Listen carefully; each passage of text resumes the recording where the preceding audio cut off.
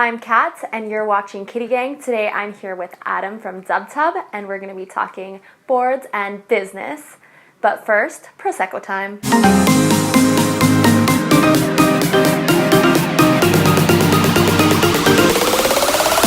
Cheers, Adam. Cheers.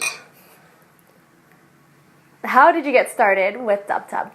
So DubTub kind of started as a means to support a living. I lost a job. I was working in the oil field in Alberta and basically needed a means to get out, basically to pay bills, things like that. So I started a little wood shop. I started building coffee tables, and I was putting them on social media. People would start sending me things. Hey Adam, you should build this, you should build that. Yep. The board had come into my vision. Somebody sent me a board and said, hey, can you make one of these? And I said, I think I could make one of these, and I think I can make a really cool one. Building coffee tables took up a lot of space. We're only in a small little shop, so the board made sense that we were able to do like many boards, you know, test and trial and things like that. So out of that experience, we came up with the DubTub. Amazing. And have you always been into carpentry, or how did you get started into that, woodworking?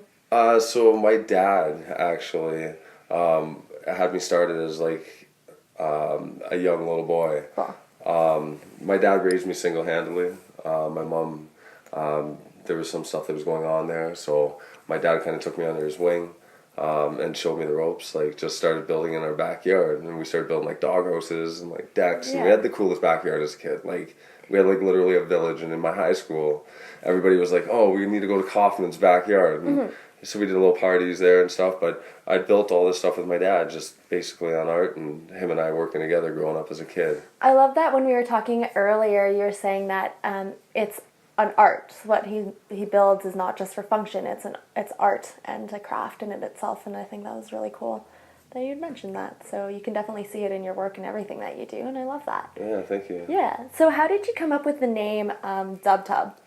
So basically, originally I had started just wanting to have build a board, which was kind of the dream product for that name. The only problem was the name was like $1,200 as a domain, American, that I had to buy. Yeah, like I bought domain names for $20. Yeah, they just didn't cost that much unless they're a really good name. Unless they're really good, which build a board was for what I wanted to do. And I started naming things that would rhyme with dub, and I was thinking, well, rub-a-dub-dub, and all these different like bath names I could come up with to make something cool. That's when DubTub came into the search engine, and I looked at that, and I was so sold when I heard DubTub. How long does it take you to make a board? Roughly it takes about an hour to make a board. We use all like organic ingredients, like natural wax finishes. The process that we have right now, and the company that we're using for our wax finishes, they build children's wooden toys in Europe with. Kids' teeth are on this and everything, like a smorgasbord, like food and platter or whatever you want. Like, you don't have to worry about any chemicals hitting your food. Everything's totally environmentally safe, conscious, the whole deal. So. And that part, the finishing, takes the longest time. It honestly takes the longest. When the wax is drying, you've got to hit it at a certain point. Otherwise, you miss that point, and you're not going to have a proper product. So we've got all that figured out. Can you talk a little bit more about the people you decide to surround yourself with when it comes to building your business and helping other creatives grow? I think one of the biggest things when finding people is people that are motivated and determined. They see the same things that you do, whether it's DubTub or whether it's photographers, videographers, and things like and models. You can see who wants it.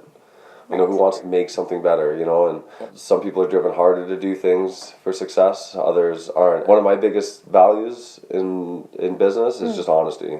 Yep. Right at the end of the day, like, if you can trust each other between your team, between business relationships, that's the most important thing. So that's personally what I look for. 100%. And it's also, talking about earlier, it's people can say they want to be doing these things, but it's another, like, they can have the vision, but it's another thing to actually have the motivation to go out and do it. And your team seems to be all on that same page. Yeah, they've been like... What do you do to make sure that you come back to a project that you've already started instead of just leaving a project half finished? For me, I have all these ideas and I start them, I get into a roadblock, and I move on to something else. I think the biggest thing is to keep your eye on the prize. Okay. Right, so for us it's been the DubTub. And I think that has been the inspiring thing all along. Yeah. Like anything, you know, when you're trying to make something 100% like perfection, you run into a lot of frustrations, a lot of roadblocks on the way. Right. It's a product. You know, Yep. you weren't using somebody else's stuff. You're trying to integrate it.